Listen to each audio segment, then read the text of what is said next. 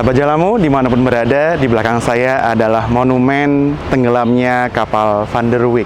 Pada waktu itu, kapal Van der Wijk mengalami kecelakaan dan siapakah yang membantu? Yang membantu adalah para nelayan yang pada waktu itu ada di dekat kapal Van der Wijk.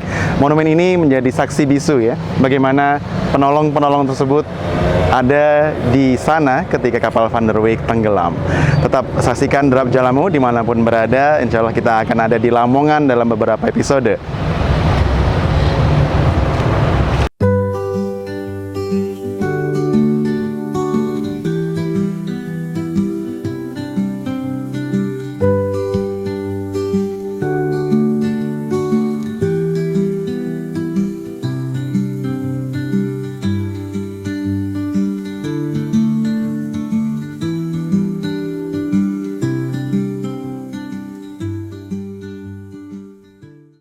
Bismillahirrahmanirrahim. Assalamualaikum warahmatullahi wabarakatuh. Bagaimana kabarnya sahabat Jalamu dimanapun berada? Semoga selalu sehat dan selalu bersyukur atas apa yang telah Allah berikan kepada kita semua. Masih bersama saya, Mas Agus Muhammad Prima. Di awal tahun 2025 ini saya berada di Kabupaten Lamongan, tepatnya di Dusun Kandang. Untuk apa saya di sini? Karena hari ini kita akan membahas tema yang sangat menarik. Apakah di tahun 2025 ini profesi nelayan masih menjanjikan? Kita sudah bersama dengan Pak Agus. Mungkin Pak Agus di awal bisa memperkenalkan diri kepada sahabat Jalamu dimanapun berada ini, Pak. Nama saya Agus Mulyono, Ketua Rukun Nelayan Desa Kandang, juga pernah menjadi nelayan. Saya ada di Dusun Kandang bersama nelayan. Terima kasih.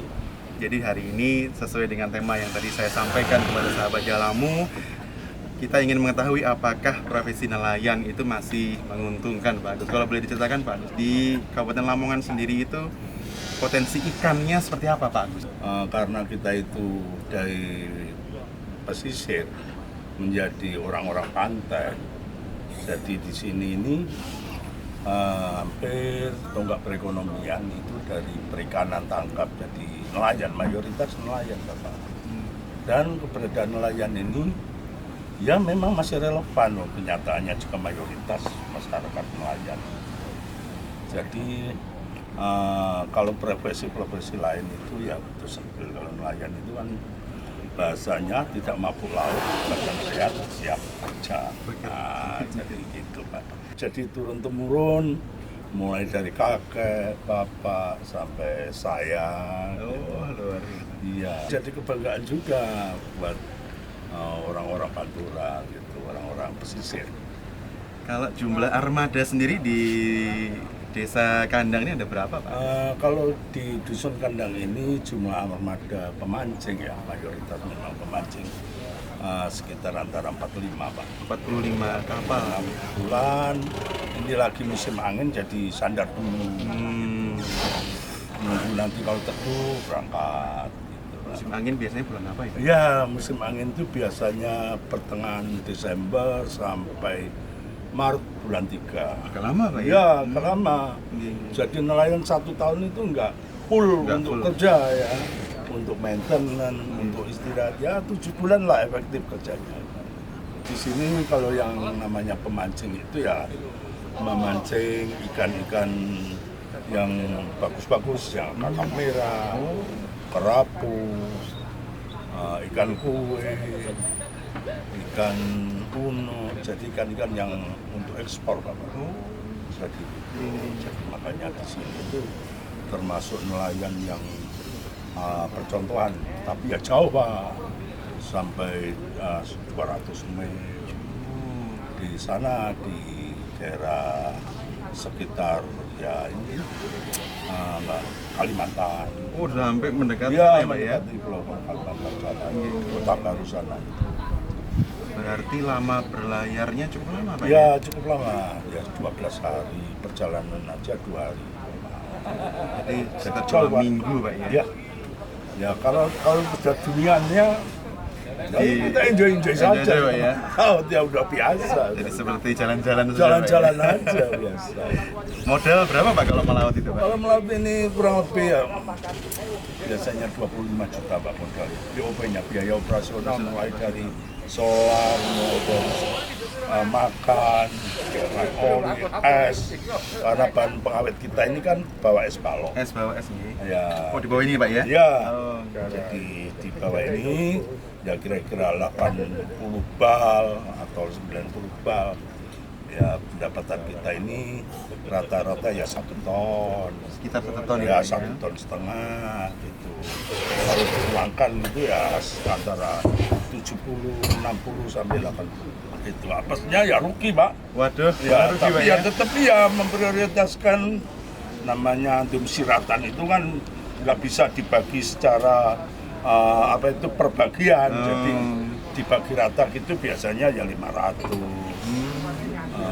Seperti itu. Nah, itu kan 1 bulan kita ini biasanya ya 2 trip, 2 kali berangkat. Oh iya, 2 minggu, 2 Ya, minggu Pak, ya? iya.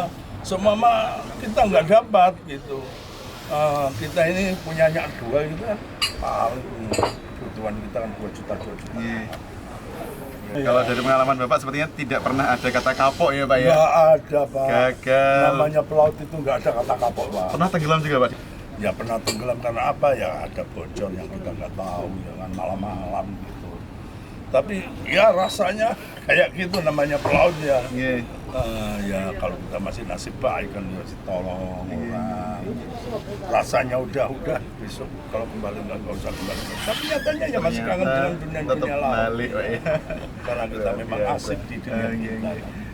Sahabat Jalamu, tadi sekilas gitu terkait dengan bagaimana laut Pantura, bagaimana nelayan dusun kandang menangkap ikan dengan pancing, dengan ikan-ikan kerapu, kakap. Kalau ini Pak, selama melaut gitu Pak, jumlah ikan kakap itu apakah ada penurunan atau kenaikan atau seperti apa Pak?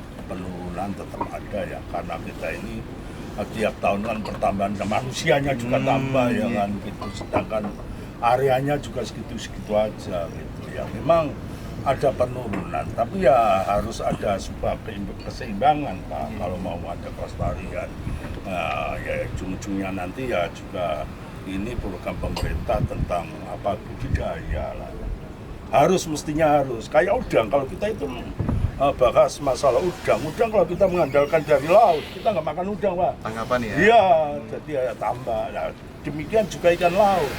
Mestinya di daerah-daerah tertentu itu ada semacam keramba atau semacam budidaya, supaya apa ya, stok kita tetap bertahan, biar kita itu bahasanya tidak terus kita ketangkap terus. Jadi ada generasi, ada keberlanjutan gitu tadi. Tapi kita ini juga sudah dibatasi dengan alam. Jadi kita itu 3 bulan ini hampir kerjanya nggak efektif ya, ikan itu pertumbuhannya juga Selama musim tidak nangkap ini Pak ya? Betul, sama siklus perubahan alam ini ya sudah diatur yang di sana juga. Alhamdulillah Pak ini. Kalau dengan desa-desa lain, apakah sama Pak? Mancing juga? Tiap desa itu berbeda-beda. Karena apa ya, dipengaruhi dari dermaganya, terus alamnya. Seperti desa sebelah Paciran kecil-kecil, kalau pendangkalan. Gitu. Kalau kita ini sudah bikin yang tambah terapung yang representatif ini, perahunya agak besar. Perahu ini kan rata-rata 30 GT ke bawah, 20 GT ke atas. 20 sampai 30 Pak Ya, gitu. Jadi bervariasi. Bervariasi ternyata nggak semua kapal itu sama. Alat tangkap juga demikian, nggak sama. Tiap desa ada sendiri-sendiri. Dan keahlian nelayan itu kan banyak macamnya. Oh, betul Pak. Iya. Ya, jadi nggak bisa kebijakan itu disamaratakan. Rata nggak bisa Pak ya? Iya. Jadi kita itu betul skill. Bahkan ya itu tadi, keahlian itu tidak ada dalam di pendidikan formal. Kita ini kan nggak ada. Jadi kita turun-temurun lah, ya belajar antar teman, belajar ya keseharian kita ini. Luar biasa. Tambatlah Bu kita ini milik siapa ini Pak? Ya ini milik swadaya masyarakat. Swadaya, Pak, ya? Iya. Ya karena terdesaknya kebutuhan. Iya. Gitu Bapak. Jadi ya mau nggak mau gitu. Tiap tahun ada iuran masyarakat. Ya. Kalau kita mengandalkan pemerintah secara 100% nggak ada pada itu. Terkait dengan apa Pak? Rumit-rumitnya Pak jadi nelayan itu bagaimana Pak? Ketika kita ini menghadapi situasi cuaca buruk, menghadapi kita ini menghadapi kendala-kendala kapal kita atau peralatan kita kurang bagus, jadi kita nggak bisa maksimal untuk kerja gitu. Karena apa? Kita ini butuh alat yang fit, butuh fasilitas. Kita itu nyandar itu dengan enak, berangkat juga enak, tidak ada kendala. Kendala kita itu juga pasang surut. Kita itu dari laut mau masuk, ketika pendangkalan kita di luar dulu, nunggu air pasang. Ikan kita udah terkendala lagi, nggak bisa jual hari ini, besoknya lagi. Kalau dijual ikan kemana Pak? Ya, kalau kita jual ikan ini dibongkar melalui mobil transportasi dibawa ke pelabuhan Brodong. Jadi tetap di tempat pelelangan ikan yang ada di Brodong. Tapi kan kerapu-kerapu kan mahal Pak ya? Ya, itu lumayan mahal. Jual keluar berarti Pak? Iya, mestinya ini kan untuk ikan-ikan ekspor ya. Tapi ya terkadang kalau nelayan itu nasibnya kan sama dengan petani Pak. Kalau barangnya sedikit, yang beli banyak ya mahal. Tapi kalau barang kita ini banyak, yang beli sedikit ya murah. Jadi nasib nelayan itu sama di mana-mana seperti itu. Musim panen murah. Ketika kita barang sedikit mahal, itu udah dialami ya. Nggak bisa stabil gitu, nggak bisa. Kalau mau melaut sepertinya perlu izin Pak ya? Iya, jadi kita ini sekarang diterapkan aturan-aturan tentang standar administrasi kelautan, surat-surat. Suratnya itu ada namanya Kurs Akte, ada pas besar, ada sertifikat ukur, ada surat kelaikan, surat izin berlayar, surat layak operasi. Ya harapan itu seperti kita ini diberi kemudahan. Yes. Nelayan itu kan orangnya kan simpel aja gitu, urusnya cepat, mudah, terjangkau. Ya, mahal itu kan relatif Pak. Iya, yang penting terjangkau buat masyarakat. Kalau masalah urusan surat-surat, ya itu harus ada namanya semacam samsat lah. Kita akan lanjutkan nih bagaimana harapan ya atau keinginan dari nelayan agar profesi nelayan itu masih bisa terus berlanjut, karena memang tanpa nelayan saya kira hidup masyarakat akan tidak mudah begitu ya. Gimana Pak Agus kalau terkait dengan harapan-harapan? Ini Bapak, nelayan itu harapannya mereka semakin tua itu harus punya modal. Karena apa? Kita ini umur 50 tahun itu sebetulnya udah nggak relevan ke laut gitu ya. Pertama itu. Yang kedua, sama pemerintah kita ini butuh bimbingan, butuh fasilitas, terutama kayak BBMS itu harus mudah didapat gitu, tidak sulit. Kalau sulit jatuhnya mahal. Kayak gitu. Terus pelabuhan kita juga harus nyaman untuk ditempati kapal-kapal kita, tidak ada pendangkalan, ya kan gitu. Tidak kena karang, ya kan. Kapanpun kita mau melaut bisa, kapanpun kita mau masuk bisa. Jadi pulang nyaman, bongkar nyaman, kita melaut lagi gitu, kita itu enak Bapak. Kapal kita itu aman. Itu. Sebetulnya nelayan itu kebutuhan itu adalah kebutuhan pokok dari